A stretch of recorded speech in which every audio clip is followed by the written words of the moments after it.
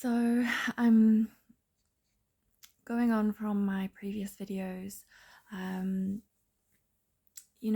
with all of these men, I've confronted them, I have spoken out, and in my mind, I thought that they would stop, once they were discovered. But I've since realized or discovered that they're literally addicted to raping children. They're literally addicted to the high that they get from it, and nothing's going to stop them.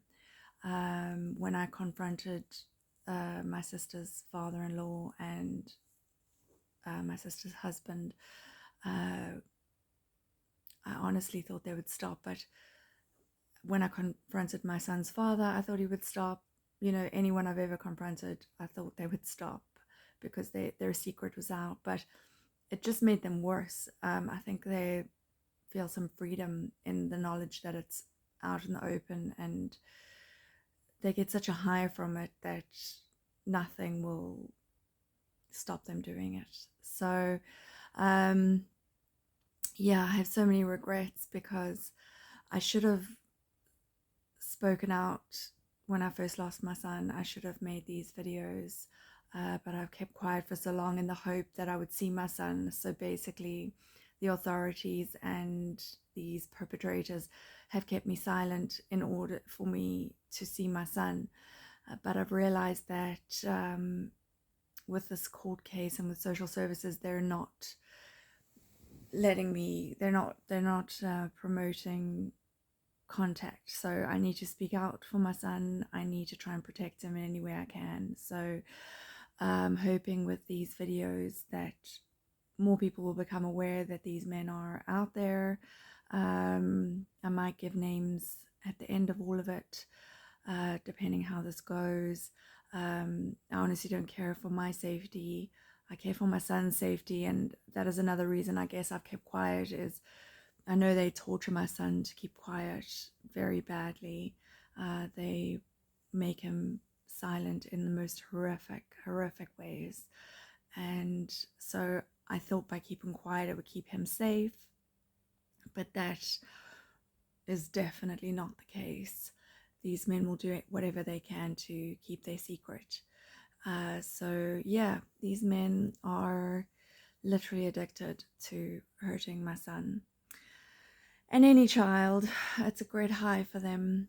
And I think they just, I don't know what it does to them, but it's obviously a big high. So, yeah, going on with my story, came back to Ireland from Gibraltar and met the devil, literally. We drove into his driveway on our first meeting, and his number plate was 666. And immediately a red flag rose for me because I was supposedly a Christian, and I was like, oh my goodness, I would never date a guy with a number plate 666.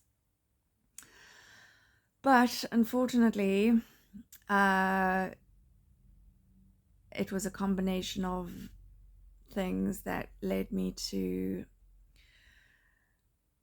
date this man. And I honestly, looking back, would kick myself into oblivion, if I could, because the red flags were, and it was a nightmare from the beginning. So I saw the 666, and I said to my friend, there's no way I would date a guy with a number plate like that. But we went in, we had dinner. His house was super cold. And yeah, anyway, I don't know, I was 40 years old, and I guess I wanted to settle down. I was just ready to settle down, and he had a nice house and what I thought was a nice family. Um, he said he was a Christian, and he said he was divorced, um, which I found out later he wasn't, which was horrific. So yeah, we went. he asked me on a date and we went out to dinner, and things kind of progressed from there. Um, it was a nightmare. I won't go into all the details, but he cheated numerous occasions.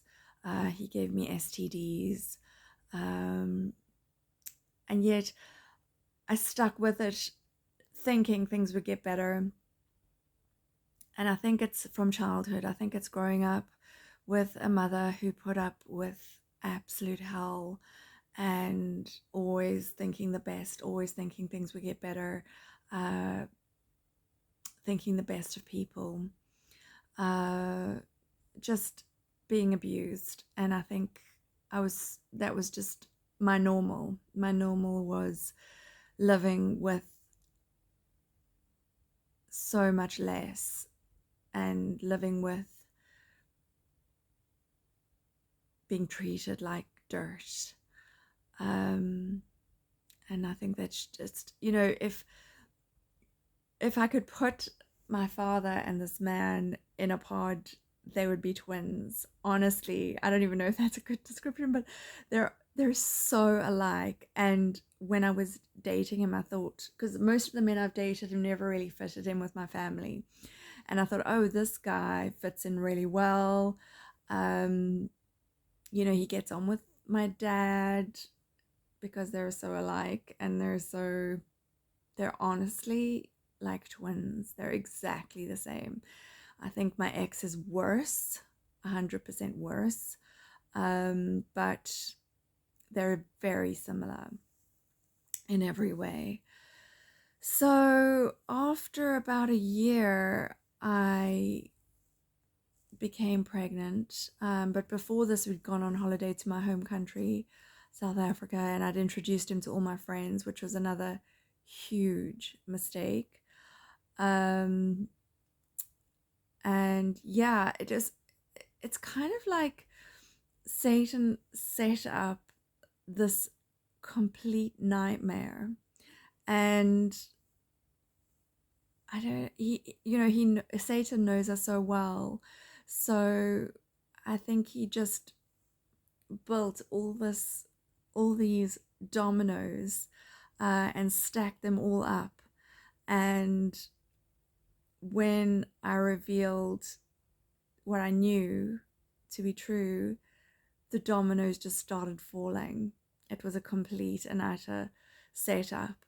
And God says he gives us a way to escape, and he gave me a way to escape, but the devil knows me so well that, and I suppose I've been closer to the devil than I have to God. So the devil knows me so well that he just put every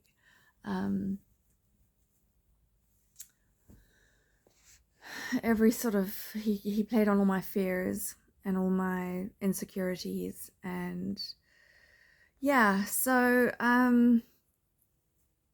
absolute nightmare.